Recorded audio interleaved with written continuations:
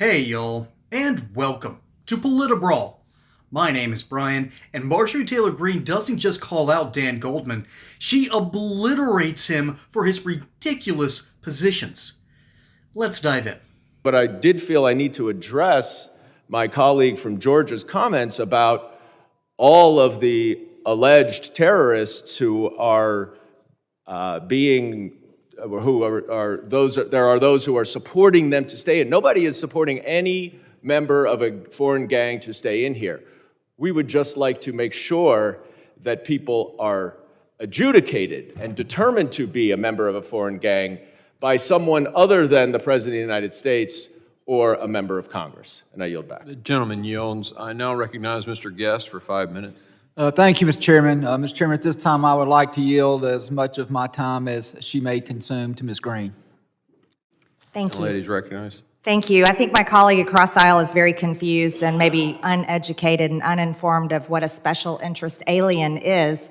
SIA is a non-U.S. person who is based on an analysis of travel patterns, potentially poses a national security risk to the United States or its interest. Special interest aliens are people from countries identified by the United States government as having conditions that promote or protect terrorism or potentially pose some sort of national security threat to the United States.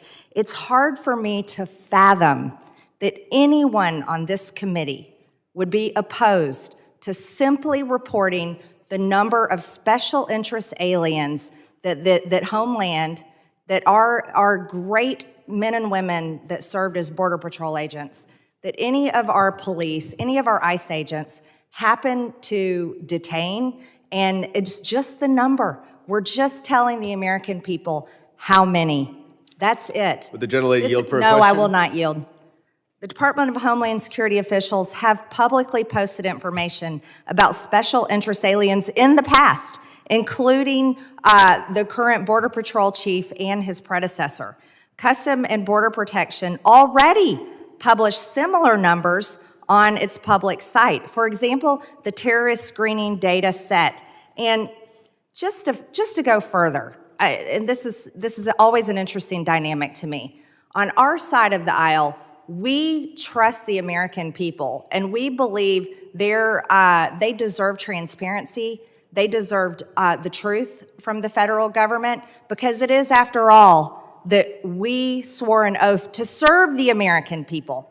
And the American people are the taxpayers that pay all of our paychecks. They pay for this building. They fund this government, even though the government has plunged them into $36 trillion in debt and opened up the borders for the past 4 years and allowed it to be flooded with illegal aliens. And then the Biden administration gave them Social Security numbers.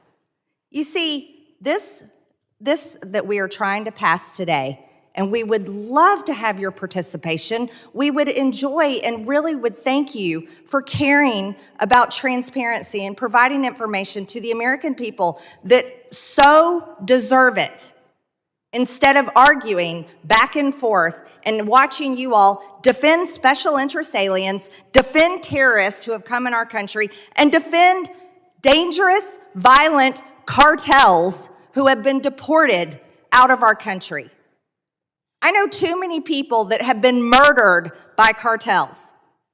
I know too many people, and I know their families, and have watched them mourn because they have a family member that was killed by illegal alien crimes or murdered by an illegal alien or a cartel member.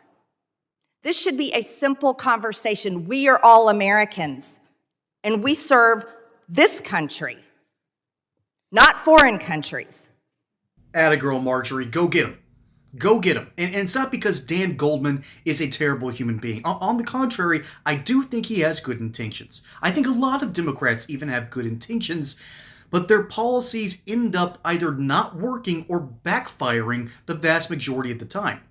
They thoroughly believe that people like Kilmar Abreu Garcia is a legal resident, that a lot of them don't even know that he entered this country illegally in 2011, didn't apply for asylum status, didn't even bother to let people know that he was actually here, and as it turns out, has a whole lot of affiliations with MS-13. So yeah, a lot of it can be chalked up to ignorance. But there is an idea saying that the ignorance of the law is no excuse.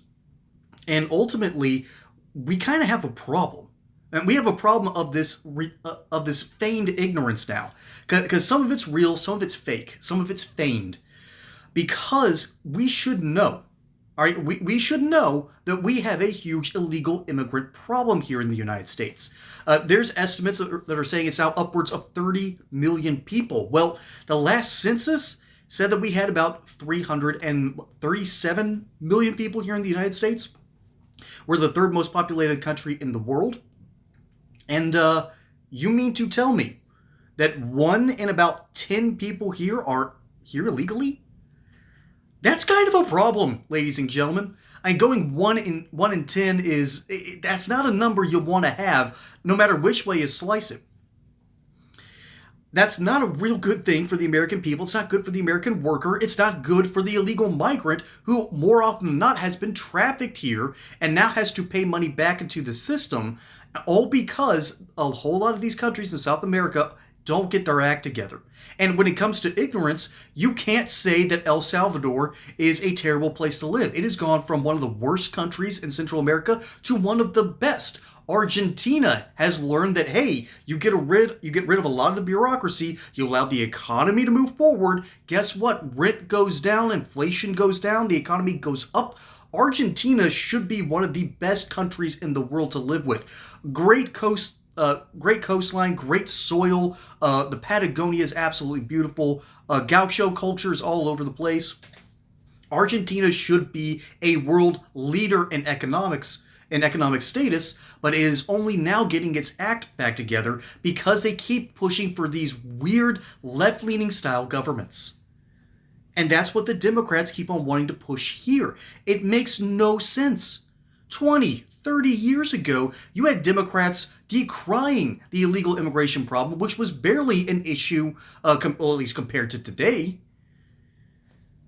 And meanwhile, Dan Goldman is out here trying to stop Marjorie Taylor Greene from telling the truth, and watching her career has been something else. I've watched her sort of be the flip version of AOC, starting out as a bomb thrower, now a major mover and shaker in her own respective politics. Marjorie Taylor Greene has done a fantastic job as head of the DOJ subcommittee. The amount of stuff that she has been able to expose because she has a good team and she is built for this sort of stuff. So watching her career has been something else, and Dan Goldman got steamrolled, and properly so. You know, about 10 years ago, if a Republican was doing what Marjorie was doing here, they would have let Goldman have his say. They would yield time briefly to answer a question. Usually, however, when that happens, it's this weird gotcha formula.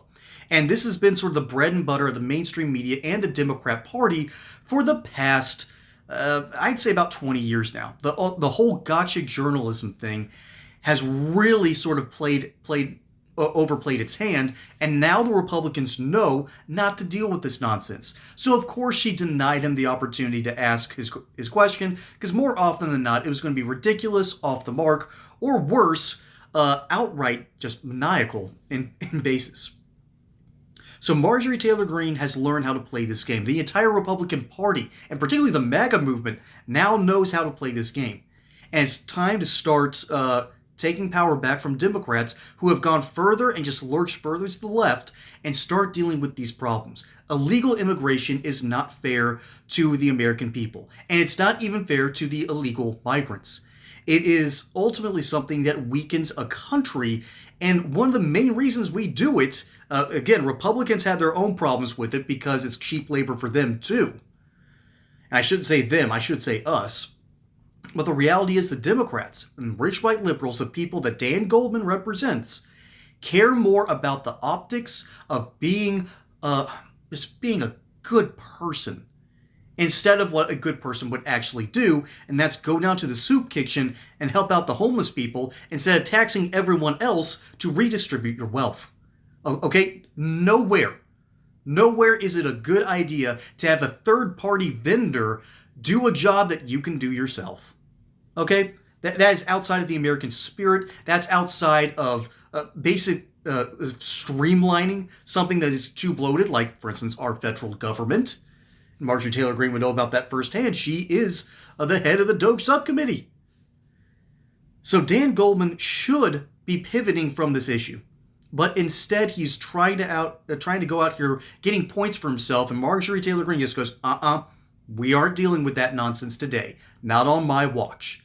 This is why we like these style of Republicans. This is why the MAGA movement has had so much success, because finally we've said enough. And as Lincoln said about Grant, I can't spare this man. He fights. Folks, my name is Brian. Hope you enjoyed that segment here on Brawl. Don't forget to like and subscribe. Catch you on the next one. Until then, y'all have a good one.